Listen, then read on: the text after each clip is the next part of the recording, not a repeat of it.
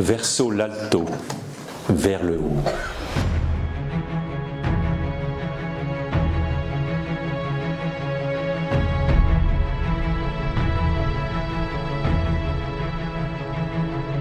L'école de prière, c'est une école où tu apprends à prier avec des personnes et à vivre avec d'autres personnes.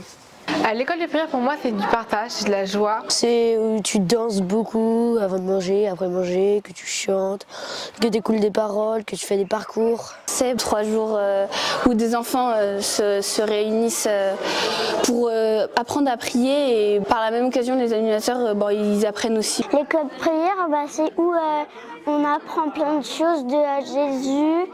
C'est surtout que tu découvres plein d'autres gens, tu as de nouvelles amies. Je trouve ça trop chouette, quoi. Et c'est vraiment 3 jours de bonheur. Aimer Jésus et le faire aimer, je n'ai pas trouvé de joie plus grande. Aimer Jésus et le faire aimer, pas de joie plus grande sur la terre. C'est un lieu là où tu peux apprendre la vie des saints. Cette année, c'est Pierre Giorgio Frassati. Il s'appelle Pierre Giorgio. C'est quelqu'un qui va bientôt être saint et qui avait pitié des pauvres. Et donc chaque fois, il donnait ses vêtements ou de l'argent. C'est qu'à la mort qu'on s'est rendu compte. C'est un Italien qui était très normal. Pierre Giorgio Frassati, il a aidé les pauvres en cachette. Et c'était un homme très pieux. Et c'est au moment de sa mort, il est mort d'une grave maladie en 1 semaine. Au moment de sa mort, ses parents et toute sa famille avaient découvert qu'il y avait plein de pauvres. Et c'est là où ils ont découvert qu'il aidait les pauvres. C'est une boucle, c'est un saint qui donnait beaucoup pour les pauvres et qui aimait bien faire des randonnées en montagne. Si Pier Giorgio Frassati aimait tant la montagne, c'est parce que c'est déjà un grand sportif, mais c'est surtout parce que la montagne lui faisait penser au ciel, vers le haut. Pier Giorgio, vous savez, il avait parfois des petites paroles un peu rigolotes, et il disait « Je voudrais être vieux, comme ça j'irai plus vite au ciel ». Il vivait tout le temps avec ce grand désir d'aller au ciel. Et pour lui, la vie, c'était un peu comme une ascension, une randonnée vers le sommet.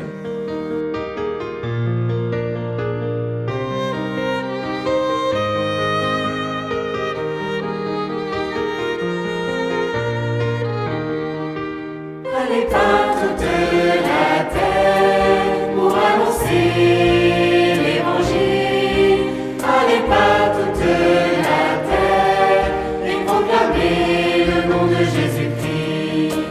Allez par toute la terre pour annoncer l'évangile. Allez par toute la terre et proclamer le nom de Jésus-Christ.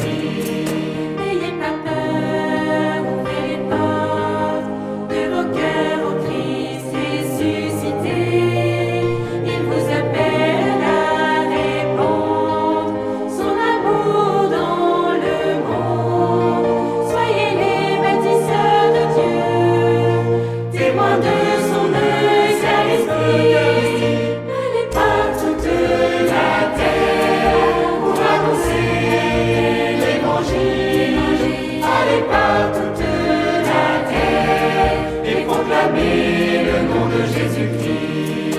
Si vous demeurez dans l'amour, vous êtes en Dieu et Dieu est en vous. Il vous appelle à devenir témoin de la vérité. Annoncez la bonne nouvelle. Dieu n'enlève rien, il donne tout.